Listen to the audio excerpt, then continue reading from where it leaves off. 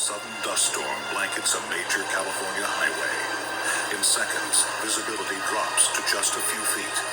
The blinding sand strikes so quickly, there is no time to slow down. Nearly 200 vehicles collide in a deadly chain reaction, some crushed and burned beyond recognition. 17 people are killed. It takes just minutes, the worst pileup in U.S. history. And some who survived this accident feel it didn't have to be this terrible.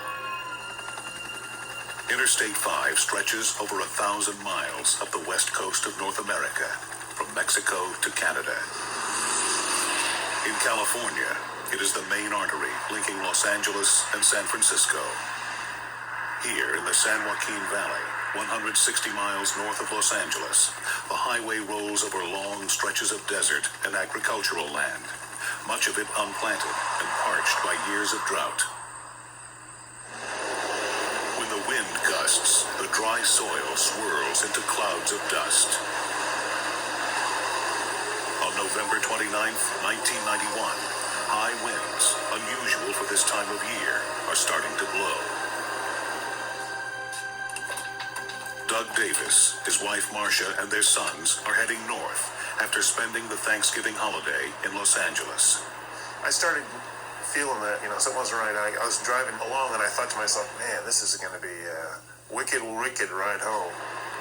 By the time they reach the San Joaquin Valley, dust is beginning to stir. By noon, the Highway Patrol posts dust warnings, but they have only 3 electronic warning signs over this 100-mile stretch of highway. The Davises don't see any of them. At times, the visibility was down to where I couldn't quite see that car in front of me just for a split second. I thought that I should find some place to pull off. But, out in the middle of 5, there's nothing.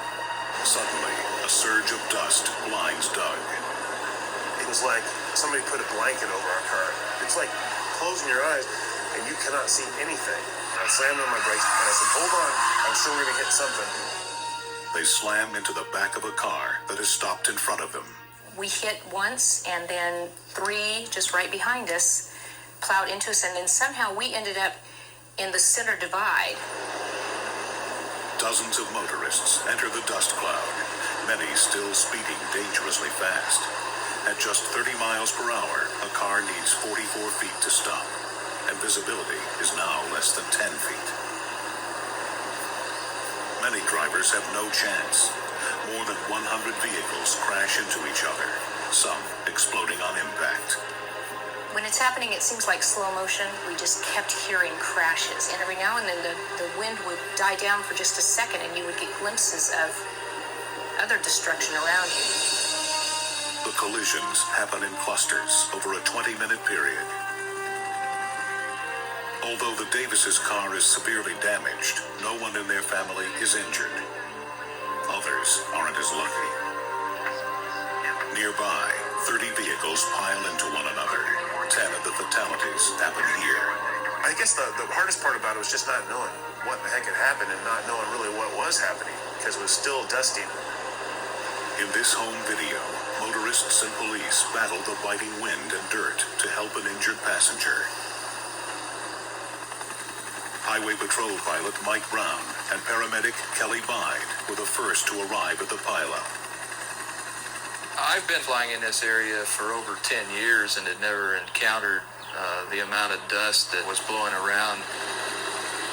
As we circled around, we actually didn't see any real vehicle accidents until we started to land, and you could see beneath the main cloud, big rigs on fire and other cars that were involved. The devastation is worse than they imagined. The interstate is littered with charred carcasses and twisted wreckage. It looks like a war zone. Nearly 200 vehicles are damaged or destroyed. In addition to the 17 dead, 150 people are injured. I'm sure it affected me. I don't think I ever expected to encounter an incident of this magnitude. But you just have to set in your mind, well, we've got a real mess on our hands, and you take things one step at a time. As rescue teams search through the debris for survivors, many wonder how such a catastrophe could have been prevented. Marcia Davis believes the Highway Patrol should have responded responded sooner. This was not something that just happened instantly like an earthquake. This was a gradual thing, and it was getting bad enough that I really think that the Highway Patrol should have closed down those roads until the driving was safe. But the California Highway Patrol says rapidly changing wind conditions make it impossible to predict where dust storms will hit. Still, a month later, when similar conditions arise, the Highway Patrol doesn't take any chances. The road's closed down to 119 right now. The visibility's down to zero. You can't get through. Today, the Transportation Department has 18 electronic warning signs posted along this stretch of highway instead of 3. Officers in the field can radio in to program the signs as soon as they see the dust stirring. It is the heaviest concentration of these signs in the western United States, and one of the most efficient warning systems in the world. In the end, the tragedy on Interstate-5 can be blamed on both the wind and a sign system that was no match for a massive sandstorm. But more signs are not a guarantee of safety. All the warnings in the world can never replace the caution that drivers need when a sandstorm strikes without warning.